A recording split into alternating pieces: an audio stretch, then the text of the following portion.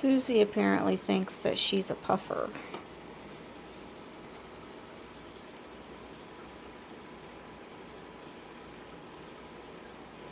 I tried to put some snails in her tank because the waste that she produces takes forever to get broken down. So it'd be nice to have a cleaning crew in here. But no, even though I tried to sneak them in the back while distracting her with food, she's been hunting them down and eating them.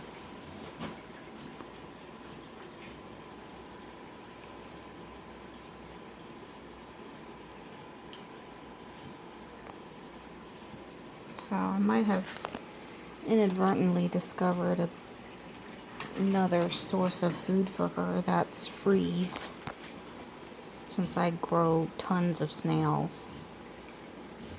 Probably not something I'll give her every day or even every week, but once in a while should be fine.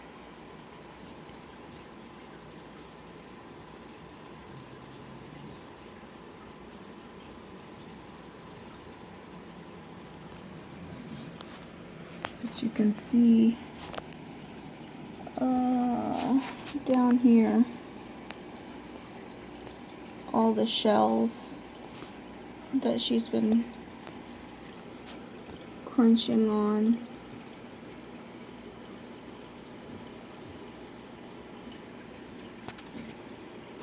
There's a whole bunch right there.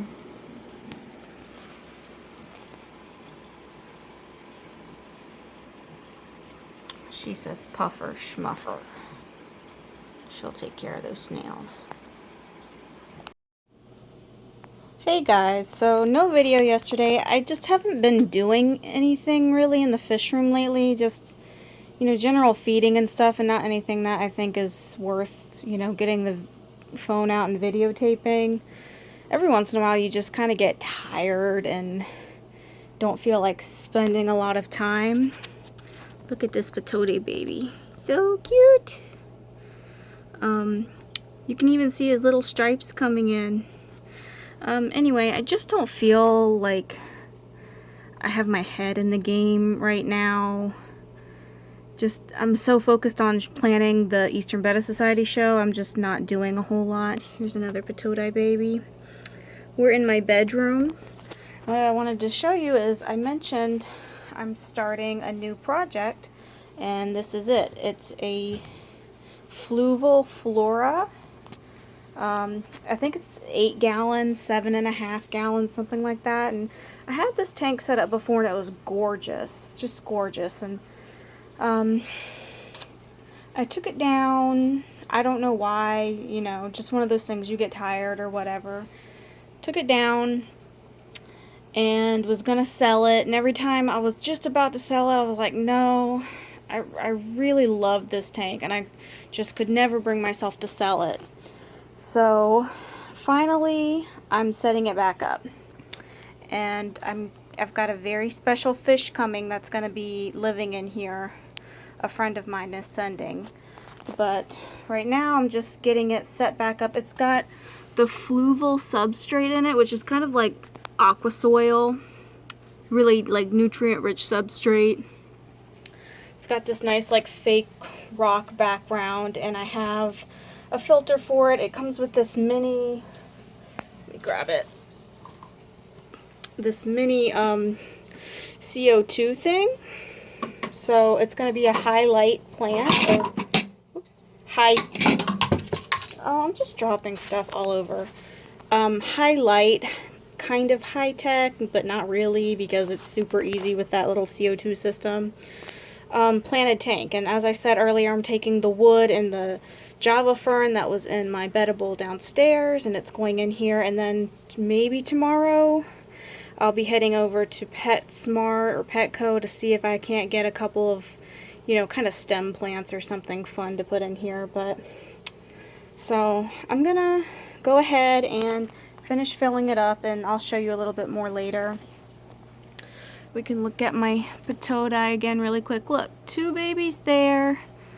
There's 1 there, 3, 4. There's at least 4 in there. 5. I can see one in the back. That's why I love these guys. They do all the work themselves. So, have an empty tank down here. I need to figure out what I want to do with. I'm kind of thinking I want a new strain of guppies. And then I'm kind of thinking I want a pea puffer, but I don't really, I mean, this is a tank that you don't spend a lot of time sitting and looking at. So I'm wondering, you know, do I really want a pea puffer? So I don't know what I'm doing with this tank yet. It's just sitting there. This tank is going to be the new guppy house, and I'm going to probably do that today, if not tomorrow, but I'll try to get it on video. Grandma Patoti is going to go downstairs. I'm going to try her out with her kids in the 55 gallon.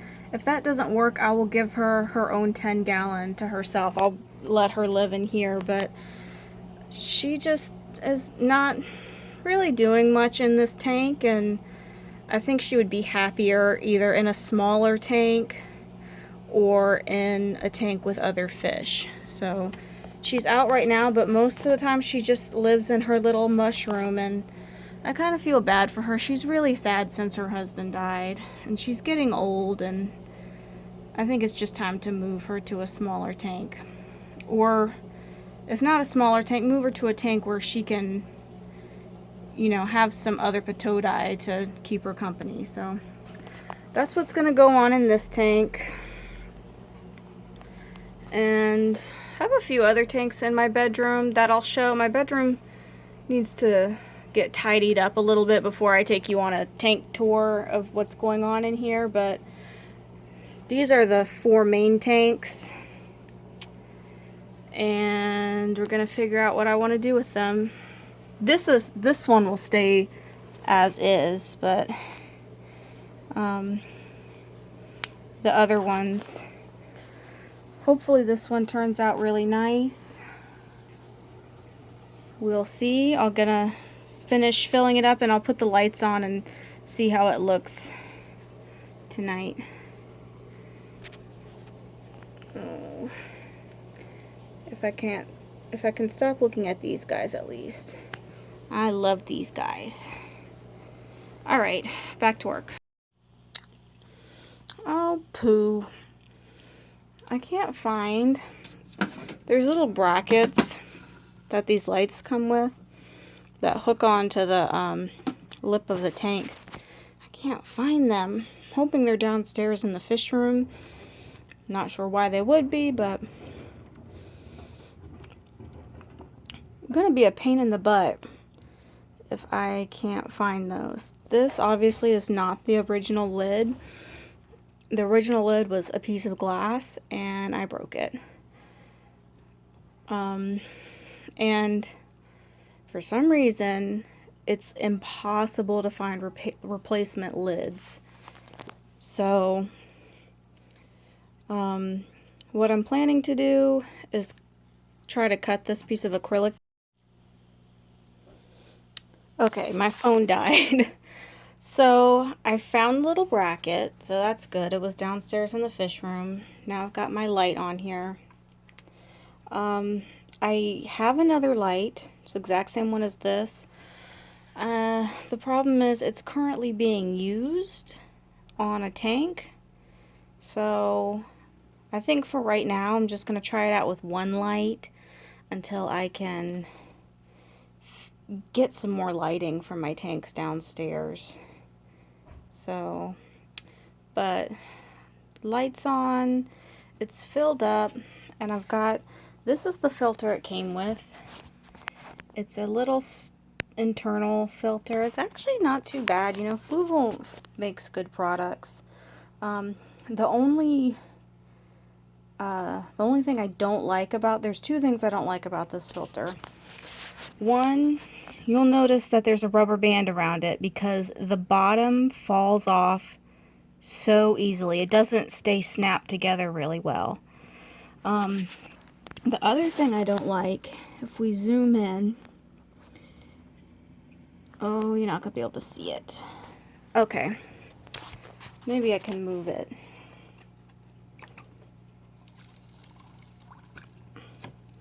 It has these nice suction cups that are actually pretty strong. Okay, the intake right here, you'll see I put a sponge in there. I don't like this intake, and it's a problem with, I guess, every internal filter, but it's way too easy for snails and things to get stuck into this intake and end up in the filter. So the last time I used this filter, when I pulled out the sponges that are inside, they were full of baby snails, and plant gunk would get in there and all kinds of stuff. So I cut a piece of the AquaClear filter. You've seen me make intake sponges off of that and stuff. I use it for all kinds of stuff. So I just cut a piece and I stuck it in there so nothing can get into the intake that's big, and keeps my filter clean easier, and I can just pull that out and clean it off the way I do any other filter. So those are my two complaints with this. The things I like about it: one, it's kind of, it's not very big, but it has a lot of surface area for bacteria and stuff, but it's not very intrusive. The other thing I like is that it's got good flow, but you can adjust it. So that's it at full blast, and then we have it, lower. You can even do it very low or super high. So like I said before, this tank was set up before, so of course there's all kinds of gunk in the substrate that got stirred up while we were filling up the tank. So running the filter, that'll all get settled down, and I'll do a couple water changes. But oh, the other thing I like about that filter is you'll notice that it's right next to my bed, like literally right next to it, and it is silent. Just super silent. So my bedroom is the one place I tend to use more power filters than I do sponge filters, because I can't stand that bubbling at night. So I do have one pump running on this tank. It's a whisper, and even that is kind of loud. So really love how quiet this filter is. So got the filter. As I was saying before the phone died, I have a piece of acrylic I'm going to cut to make a lid, because I broke the original lid. And this tank comes with these clips, and you can see how the lid would just sit down on these clips.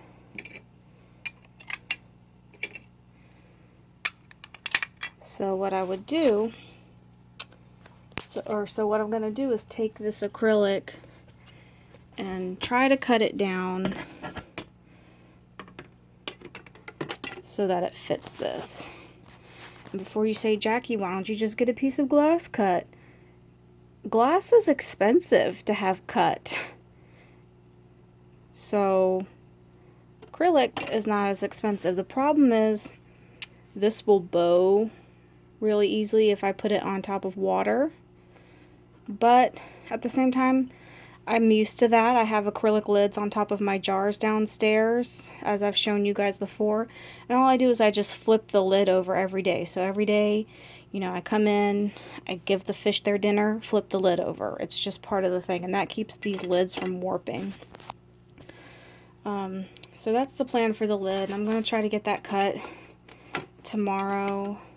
I might wait until my sister, who's my roommate, is home to do it, because she's very much more the DIY person than I am, and she's very good with, getting the straight cuts and all that. So, but that's what I'm going to use for a lid. Why don't I just leave the tank open? Because the fish that is going in here is a betta, and bettas jump. You don't ever want to keep bettas in a tank without a lid unless the water level is way low, like, you know, 4 more inches. So, a funny anecdote about this tank is one of the first fish I put in it was a pair of Gardner Eye Keelies that I got from the local auction. I just saw them, they were beautiful. Like, I'm gonna put them in that tank, they're gonna breed, it's gonna be great. And I didn't do enough research beforehand. I just did a Google search and, oh, this is their temp, this is blah blah blah. And within 2 days the male had jumped out and died, and I gave the female away because I wasn't gonna buy another male. So just like bettas, keely fish are another one you gotta keep the lid on. So while this tank would look awesome without a lid, it has to have a lid. Another reason it has to have a lid is in my house, it's so dry, even though we run humidifiers in the winter, that this tank would be evaporating like half an inch of water a day without a lid. So gonna get the lid put on there. I might down the road see if I can't try to get, you know, a piece of glass cut or something a little nicer than the acrylic for a lid. I know Aquarium Co-op has put up videos about using greenhouse siding and stuff to make lids, and that's kind of interesting. And so I'm gonna look into some options for lids, but for right now, just gonna use the acrylic. So what I'm gonna do now is go downstairs and get the wood and some plants that I already have and get them stuck in here. And I'm also going to get maybe some gravel or maybe some filter media. I'm probably just going to borrow a sponge filter from, no, I don't know. Trying to think. Probably just going to get some gravel from one of my tanks, put it in like a nylon stocking and just sit it in here to get this tank cycled fast. So we'll see. When I put plants in here, that'll also kind of instantly cycle it. And with only one fish, the bioload's going to be pretty low. So I'm going to go do that, and then I'll show you what it looks like. Talk about jumping fish. This is my pair of betta foreschi. Mentioned in another video, I'm moving them downstairs. They were in this 5-gallon up here in my bedroom, and I just feel like they'll be happier downstairs. So you can see they're very stressed out, but they are crazy jumpers. I pulled one out with the net, and it actually jumped out of the net and down there onto the floor. Had to pick it up. Dog almost ate it. I had to yell at her to get away. But I've got them. They're super duper stressed out, of course, so they don't look like much right now, but we'll get them downstairs into their new tank, and hopefully they'll start breeding. I'm still working on getting the pH lower. It's about the same as it is in here right now in the tank downstairs, but I need to get it even lower. And as I mentioned before, I'm going to try to do that using peat moss. Someone asked me, how do you do this? And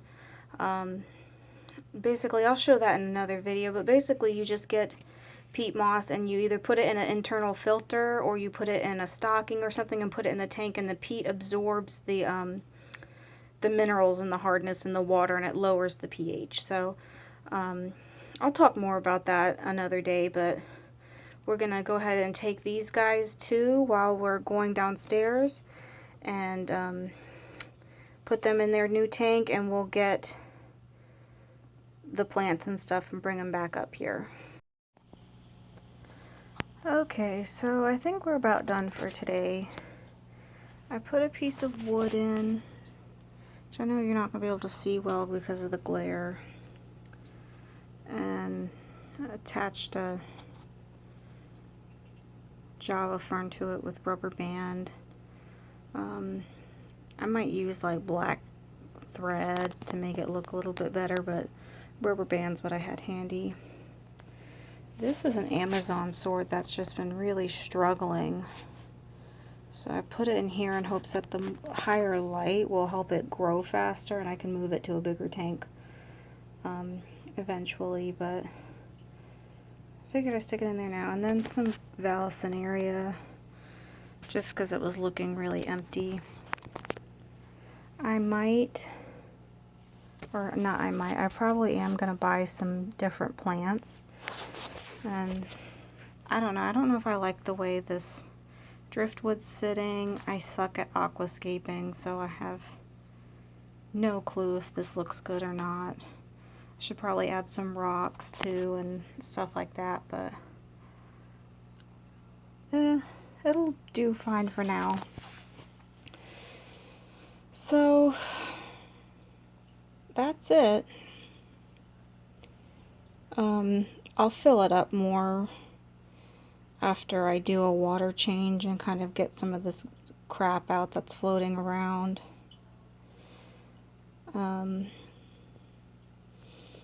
And hopefully it'll clear up. It's still a little bit cloudy too.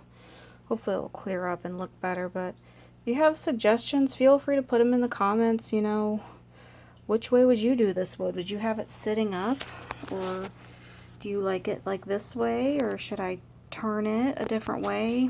I have the substrate kind of going, it's really low here and then it kind of goes up top to here. It's really deep. So, you know, let me know what you think.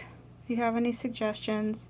I'm not looking to make this into an ADA aquascape, but I'm open to hearing, you know, what would you do if this was your tank? For now, it's going to be like this. I'd really like some tall stem plants back here, and maybe something kind of carpeting right here, and then maybe like a crypt right here, and some crypt in the back, but it's just getting the plants is hard, and I don't really have a ton of extra money to be ordering plants right now, so I'm making do with what I got. These guys really want to get over there. They think there's food over there.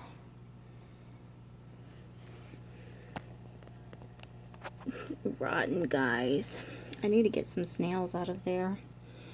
Now that I know Susie will eat snails, I'm really happy because I hate just killing them, but you can't just have millions of snails taking over.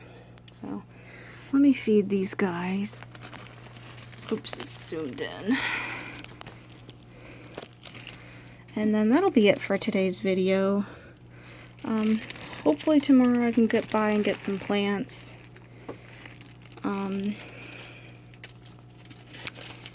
If not, I'll really try for Thursday. If you're wondering what the crinkling sound is, I just have a bunch of different foods mixed into a baggie for them. So in here there's bloodworms. Hold on. Freeze-dried bloodworms. There's the Ken sticks. There's some pellets.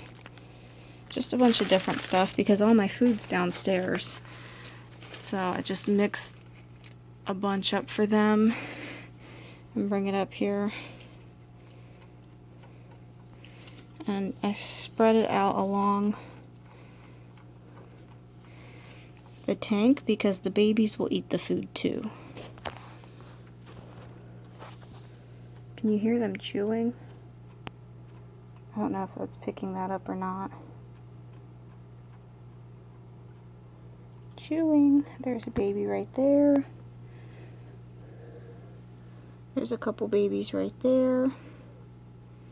These guys have not had live foods yet. I know I said I was going to start introducing them live foods, and I just haven't done it.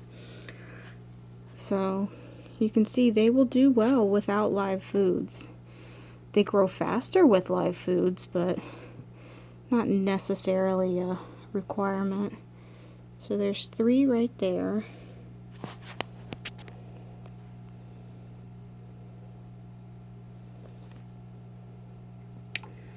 And I think there's only about 5 in the tank right now. There's one in the back. There's one right there. So yeah, not too many in the tank right now. I need to get some caves for them. Some more hiding spots for the fry. But they're doing good. See this guy? He's trying to eat that whole pellet. Cute. He says, "That's mine." Alright. That's all for today. Hope you enjoyed, and check back tomorrow for another vlog.